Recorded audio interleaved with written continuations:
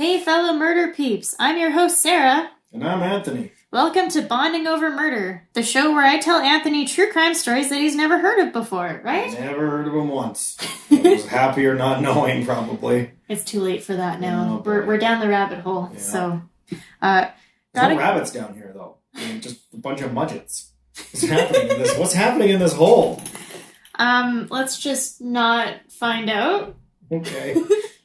Got a case you want us to cover? Email us at bondingovermurder@gmail.com. Today we're going to be looking at Canada's worst serial killer, Robert Pickton, a.k.a. the Pig Farmer. Oh, Canada. Yeah. It's bad. So he's a pig farmer in Canada. I can only assume he's in jail now, but we'll get to that. Fed him to the pigs. Just gonna guess right then and there. Pigs ate some of those people. Yeah, we'll get into that.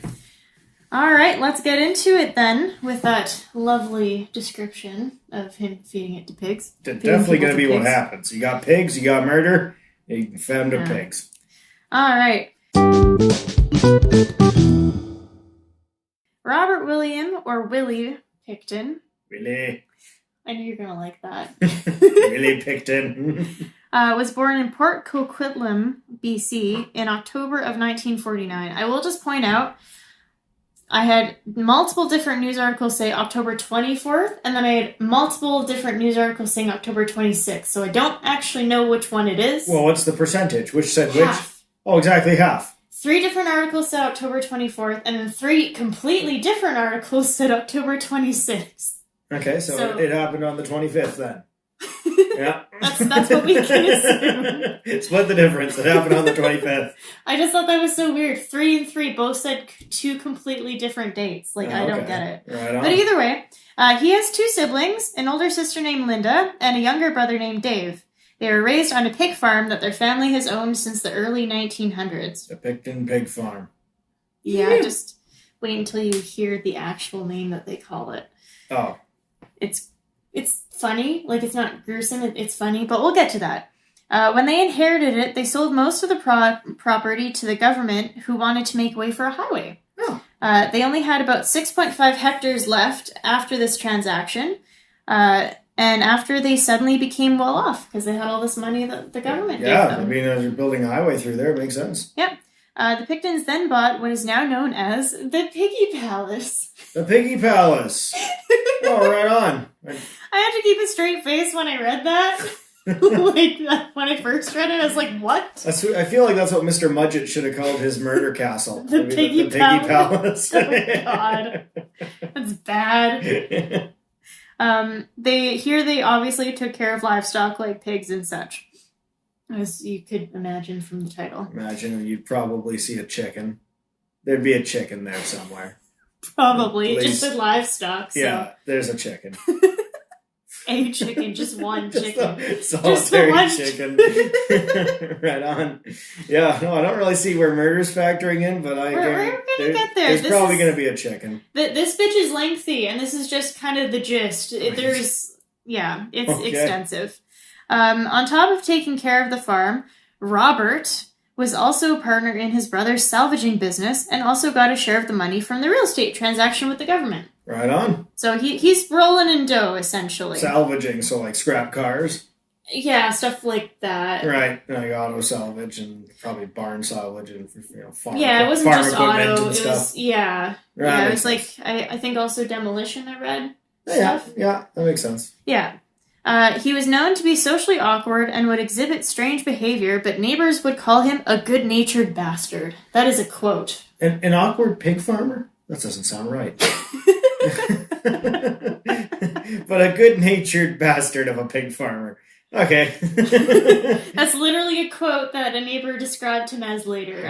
He's a good-natured bastard there, I don't know why he's from Fargo, but I was gonna say, guy from Fargo moved out to where was that in BC? What name was that? Port Coquitlam. Port Coquitlam. Okay. I have to really slow down the word so I don't slur it together. I feel like it could use more Q's. There's not enough Q's in that word already. There's only one. Oh, shit. Oh, move on. He also lived alone in a trailer that resided on the property, so he lived alone. He would often be seen scavenging nearby golf courses for lost balls and then would give them to friends or fix up cars bought for scrap. Oh. I don't know why the golf ball hobby was a thing. Don't even know why we're reading about it. How did that get recorded? It seems like I just like to give you a sense of the type of person he is.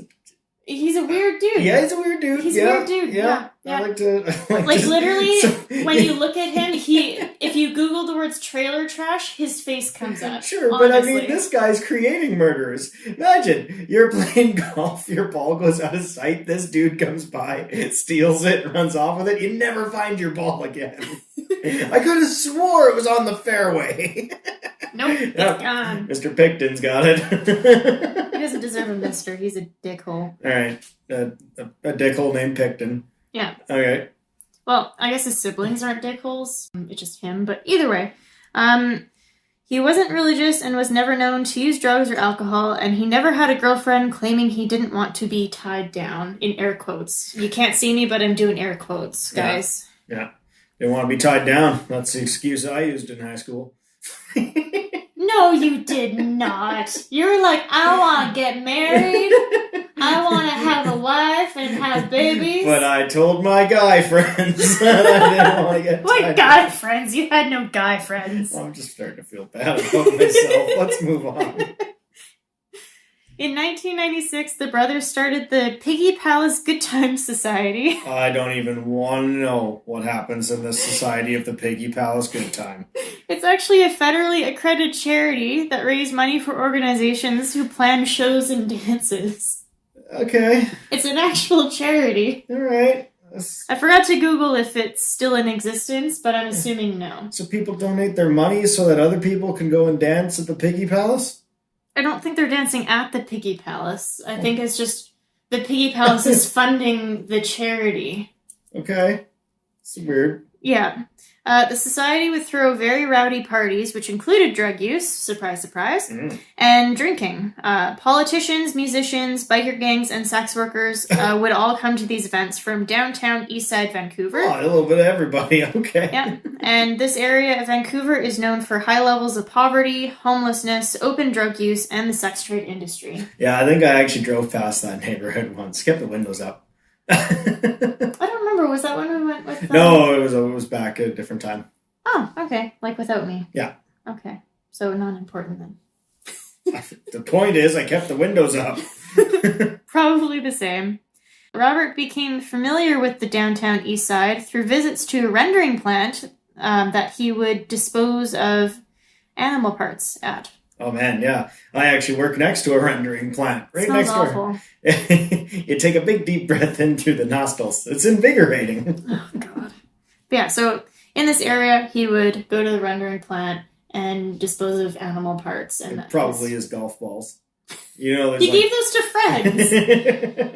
He gave those to his friends. Here, have some golf balls that I stole from this golf course in the bushes. 17 people went mad that day looking for their golf balls. Yup. Robert became familiar with the downtown east side through visits to a rendering plant that he would dispose animal parts to. Oh, God. Rendering plants. Yeah, and just so you guys know, we're about to get into the nitty-gritty, so just, this is your disclaimer. He would cruise the 10-block strip called the Low Track, then offer women money and drugs to lure them back to his farm. Oh. Yeah, and... Okay. Yeah. Because he just, all the monies. He's got all the monies. So yeah. He's like, here, take my money. Oh, no. Yeah. Yeah, he's offering them. Yeah, okay, fair enough. Yeah. It makes sense they'd be able to lure them. Yeah, exactly. Many of the women he murdered were First Nations women. Oh, that's shitty. Yeah.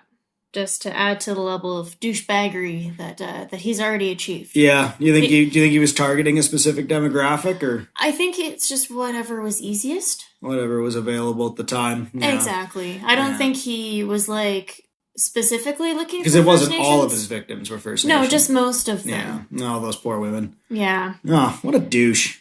Yeah, I feel like there's certain levels of douchebaggery, and he's, like, level legendary. Oh, hold on now. Is he a Holmes? Is he a Holmes, or is he... They can be in the same group. Okay. They can. He has achieved. They're similar. He's achieved Holmes level of douchebaggery. Okay. Yeah, yeah. 2 episodes in, and both guys are 10 out of 10. Now that I think about it, I really honestly don't know which one's worse. I feel like they would be besties, though. Oh, yeah. All right on. Him, Holmes, and Hitler would just be having a great old time together down in... Well, once Pickton is dead, he's still alive, guys. Sorry. Ugh. But, once he's dead, I'm sure they'll have a great time in hell, burning to death. Okay. Just saying. Hopefully they don't have too good a time. I just imagine them in line with Hitler and a bunch of other evil guys and the devil all doing the Congo. They're having a potluck. Hey. They're doing a potluck. A potluck, yeah. Okay. With brimstone and fire, whatever is in hell, I don't know. Later, he would tell a friend that he would handcuff them to the bed, stroke their hair, and tell them it's going to be okay. Everything is all over now. Oh, I believe him. Yeah. Yeah. No, it's probably going to be fine. Oh, God. Then he would reach under the mattress to grab piano wire or belts and strangle them to death. Ah, there it is. Yeah. Yeah. No, never mind. I don't know where he got piano wire. He doesn't seem like the instrumental type. Like, did he specifically go to a music store to get piano wire? Well, you know the kind of guy he is. He's stealing golf balls from resorts. So is he stealing piano wire? Yeah, he's running in and yanking the wire out of pianos. So time-consuming. Yeah. He's got nothing but time. He lives in the Piggy Palace. That's the worst name for a place ever. The Murder Castle is better than the Piggy Palace. Yeah. Okay, so he strangled them with piano wire.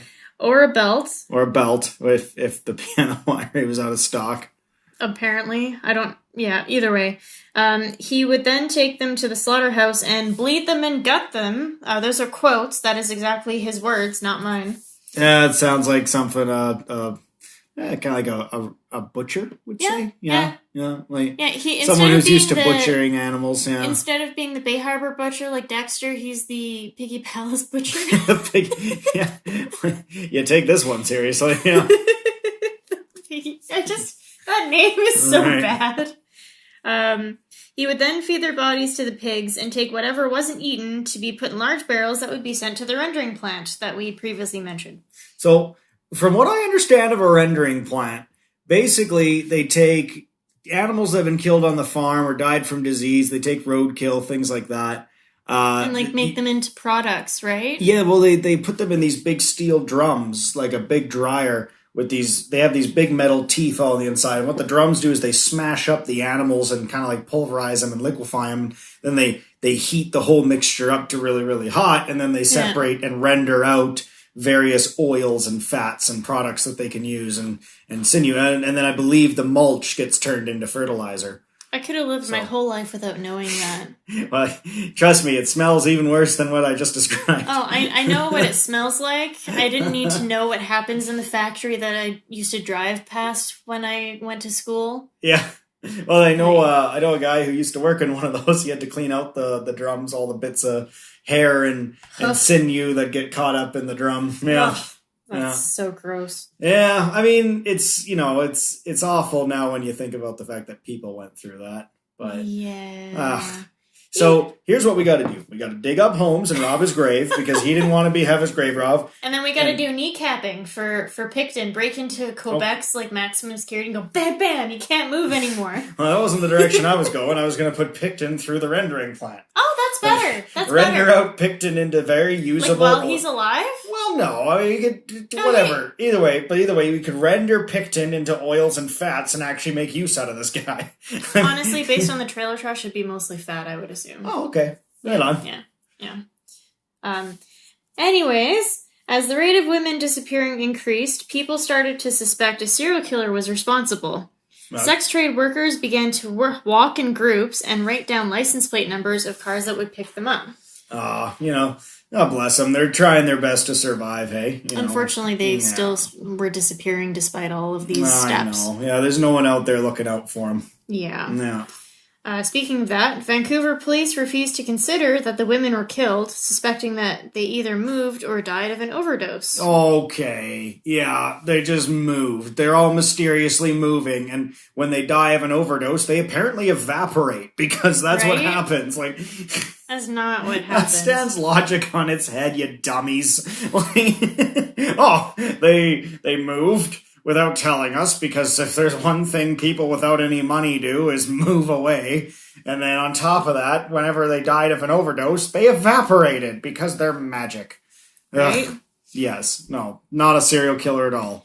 Not all police are bad, but these ones fucked up royally. Yeah. Yeah. These specific individuals. Yes, but police in general are usually good, just not these dudes. They just Dudes didn't. like them. They didn't care. No. It's the demographic. No. They just said, "Oh, we don't need to worry about this." Yeah, and they also refused to look into the likelihood that a serial killer was responsible. Yeah. So the first woman that was connected to Pickton was Diana Melnick, who was last seen on December 22nd, 1995, but he wasn't convicted of her murder. That's weird. Yeah, it doesn't really go into info. I'm guessing they just didn't have enough evidence at the time. Still, that's really strange. Like, the person that led them to Pickton, he was never convicted of. So, I think they connected her after he was already arrested, like when they were doing the investigation. That's kind of what I understand. okay. But It's he was never tried for it. Yeah, the first one that he was connected to, not necessarily the first one that they found, You're right. if you know what I mean. So, all right. Weird. Yeah, because, he was free for a while.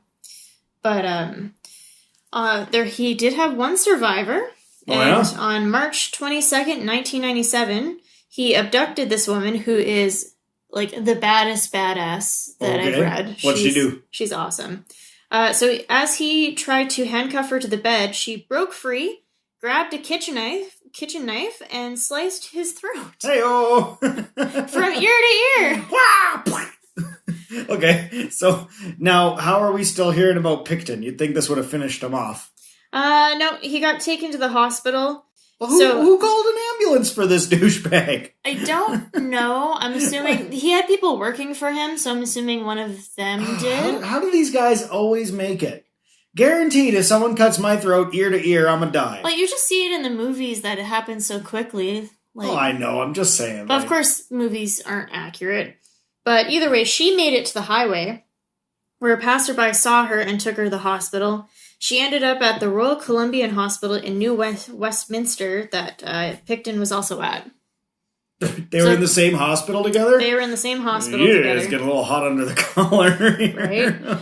Jesus. An orderly treating him would find a key in his pocket that matched the handcuffs on the woman. Oh. Well, that's... Because I'm assuming he got one handcuff on one wrist, but wasn't able to connect the second handcuff to the bed. Oh, man. That's one for the books. So he gets taken to the same hospital his victim is at, but I guess they're each other's victims. I mean, she's the original victim, but then... Self-defense. Okay, fine. I won't say he's a victim just because he's a douche. But either way, Yeah. he's at the same hospital his victim is at. She still has the handcuffs on her, and he's got the key in his pocket. And you said an orderly put it together? Like some new person working at the hospitals basically just like, Would hey, find the key. I found this key. Yeah. Please tell me that got him arrested. He did get charged with attempted murder, assault with a weapon, and forcible confinement. But these charges would later be dropped because law enforcement felt she wouldn't make a credible witness because of her drug addiction. But what the fuck? Doesn't she have a say in that, though? Like, can't she Apparently press not. charges? Well, it's ultimately the police's decision, I'm assuming. No, it's the victim who can press charges. I don't know how that works. She probably had very little legal representation in something like that. Yeah. Yeah. Either way, well, that's ridiculous. Exactly.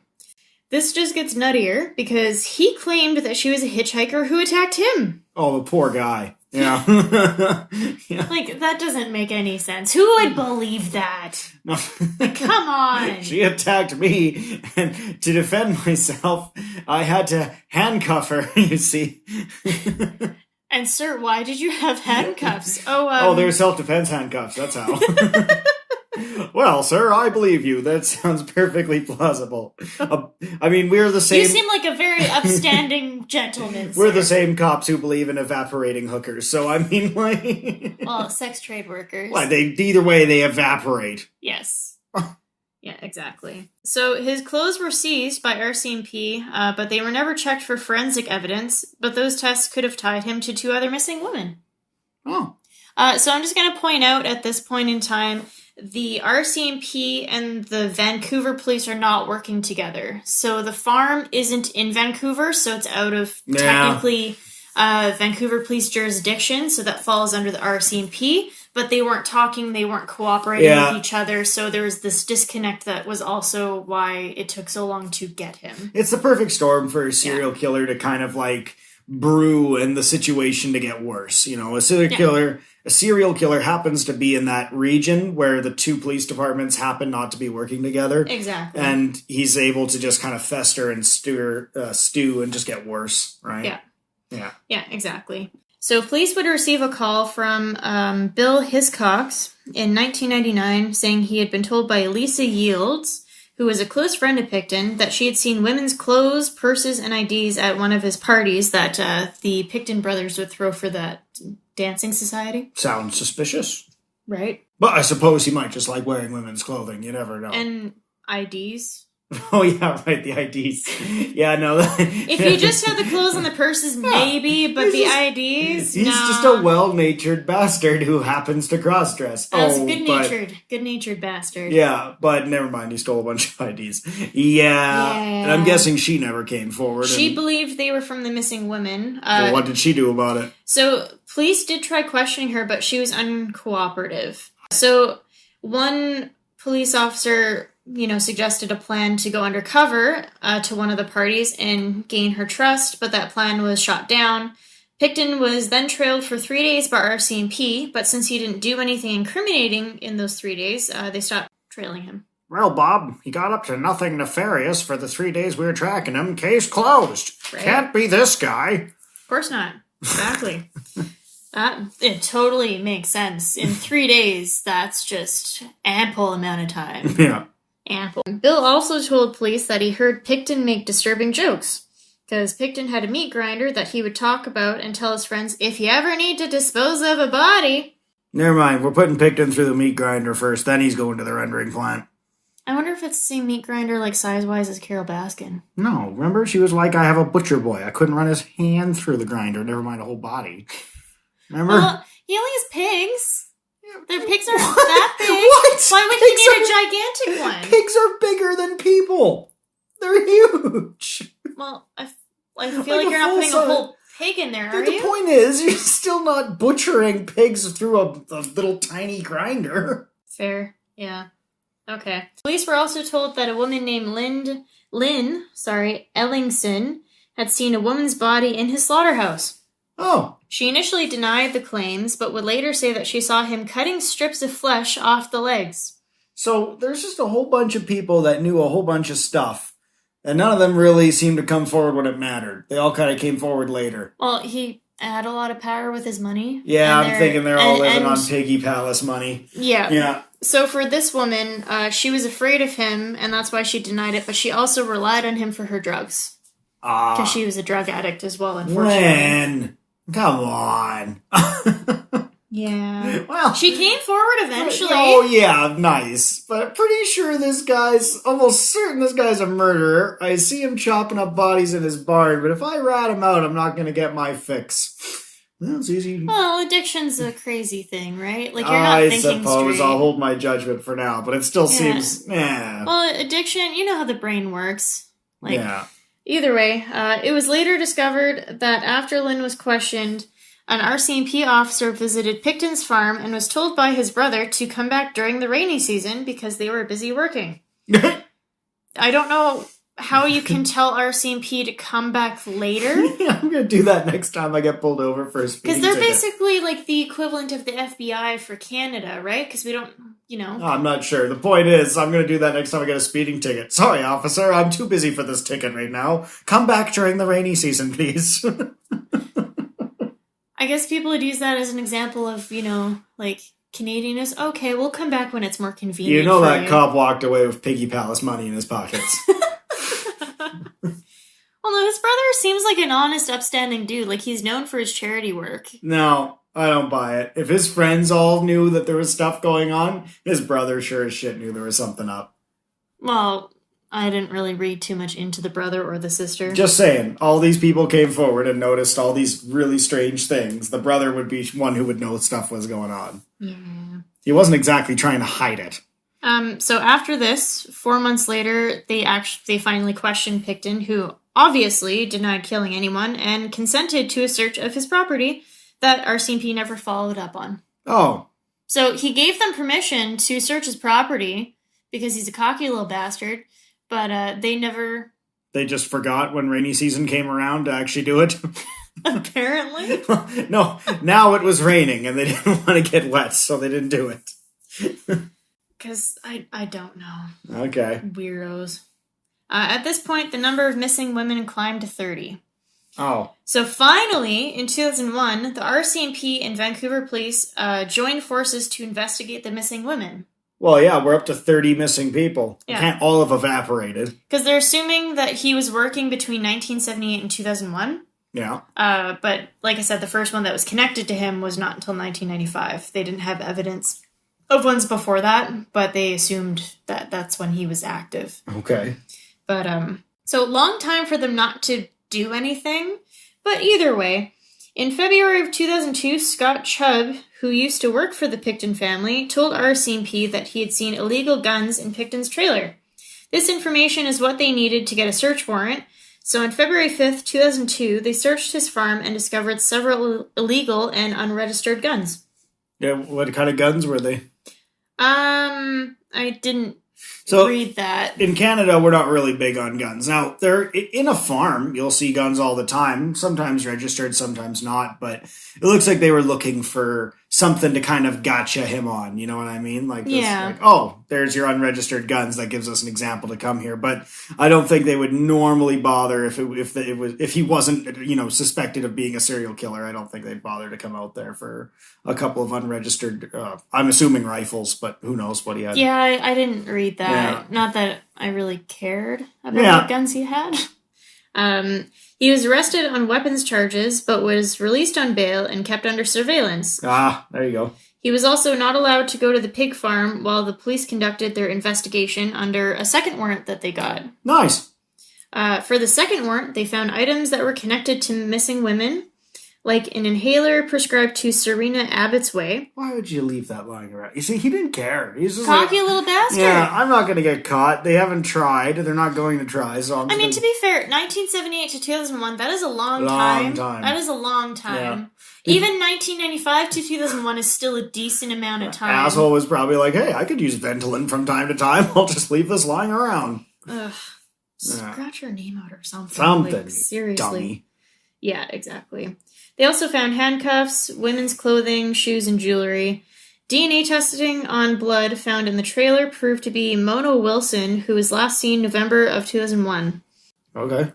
So on February 22nd, 2002, he was rearrested and charged with 2 counts of murder. Oh. A total of 26 counts of murder would eventually be laid against him. 1 in 1995, 1 in 1996, 6 in 1997, 4 in 1998, 5 in 1999, 2 in 2000, and 7 in 2001. Oh, man. So you could see he was just getting more and more active near the end, right? Like, because he's a cocky little bastard. This is what the cops are for, man. Yeah. Like, you gotta stop these serial killers before they start spiraling. Stop being derpy fucks and do your job. Like, seriously. You'd think we'd have to write that one down. Just, I'll put that on their computer desks or whatever. Just stop being a derpy fuck. On those particular cops. Yeah, maybe just get rid of those particular cops. Those particular cops, if they still have their jobs, smarten up. That's all I'm going to say. Okay. So at this time, I think it would be good to have maybe a moment of silence just to remember these women. I'm down with that. Yeah, so 3, 2, 1.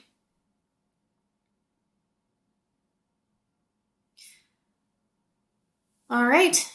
So, continuing on, the pig farm became the largest crime scene in Canadian history. Oh, boy. 200,000 DNA samples and 600,000 exhibits were seized. Wow. Yeah. You need to do a whole museum just to this one crime scene. Basically. Archaeologists and forensic experts had to use heavy equipment to sift through 383,000 cubic feet of soil looking for human remains. Oh, boy. The investigation cost around 70 million Canadian or 56 million US. Oh, man. That's a lot of tax dollars for one dude. For one, yeah. One dude. Yeah, people were not happy when this came out. No. Yeah. So, on the property, they did find another set of remains of an unknown woman that they called Jane Doe, but since they didn't know enough about her, they weren't able to charge him for the murder. Because they don't know who she is. Right. Yeah. So, while he was held in jail in Surrey, BC, he shared a cell with an undercover RCMP. He told the RCMP that he had murdered 49 women and wanted to make it 50. Even though he confessed to killing 49 women, he still was only convicted for 26 murders. Yeah, well, I mean, that could just be bragging. You can't take anything like that seriously. The criminal braggadocio. Yeah, exactly. Yeah. I wouldn't be surprised, though, if that was true.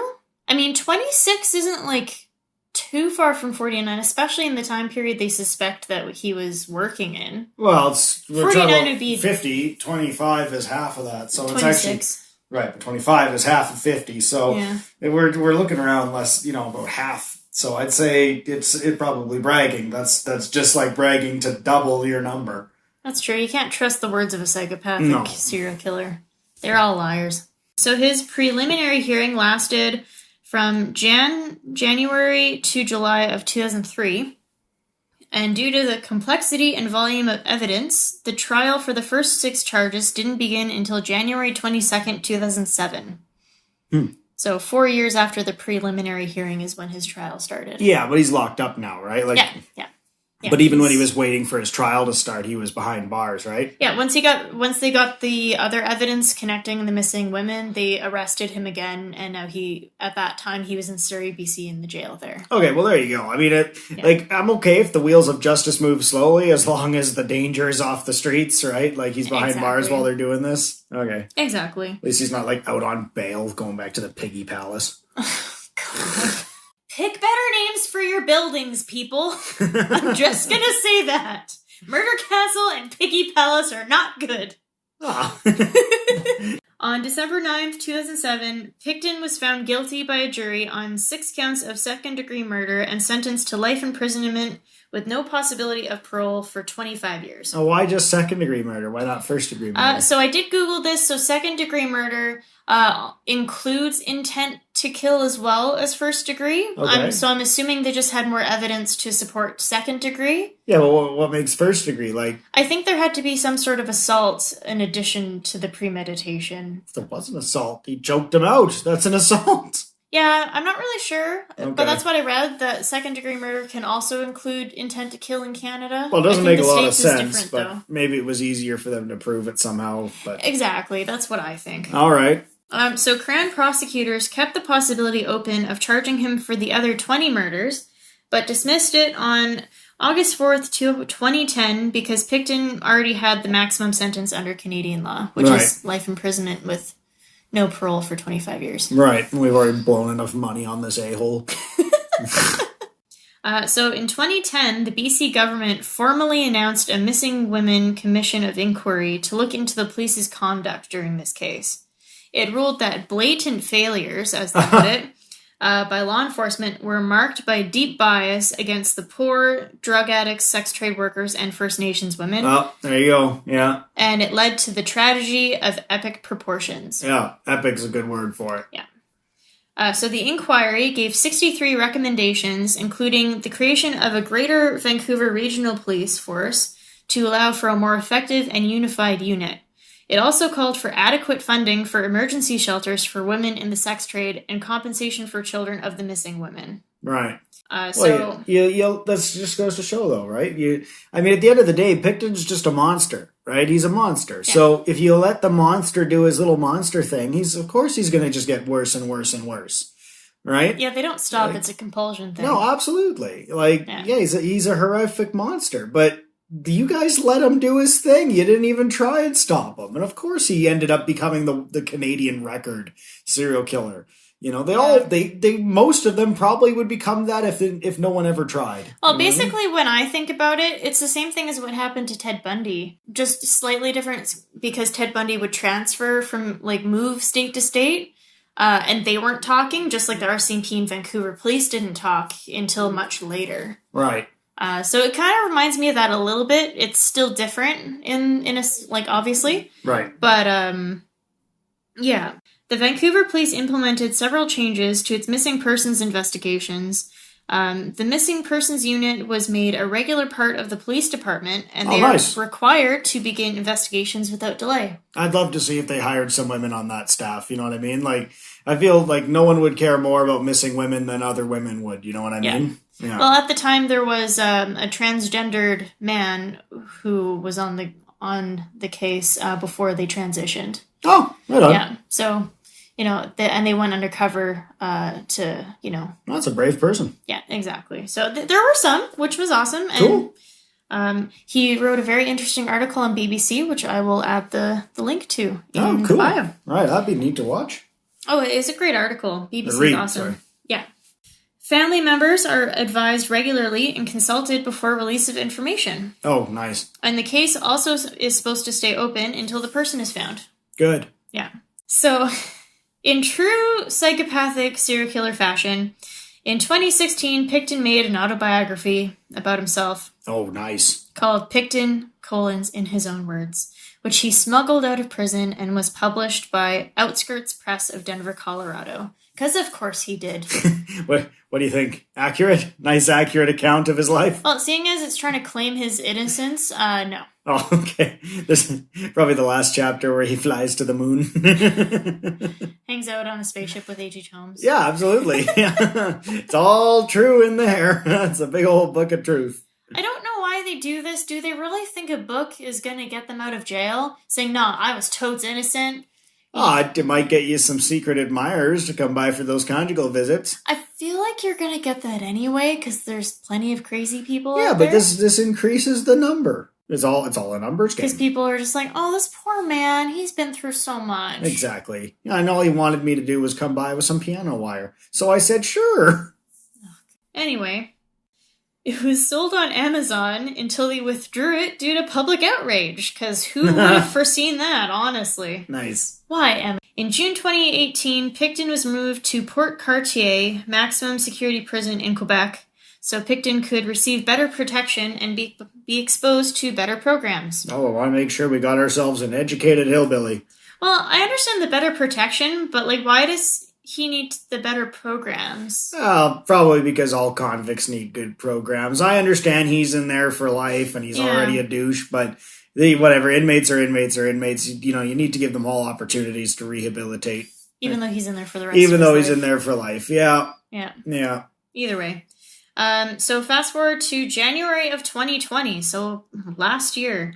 RCMP began the court process to destroy over 100 items of evidence linked to Pickton. Things like clothing, shoes, hairpins, one with hair still in it they made a point to add for some reason. Oh, wow. And then this might be a little TMI, but I'm reading it exactly how it was in the article. Black penis-shaped rubber-like hollow sexual aid. A dildo?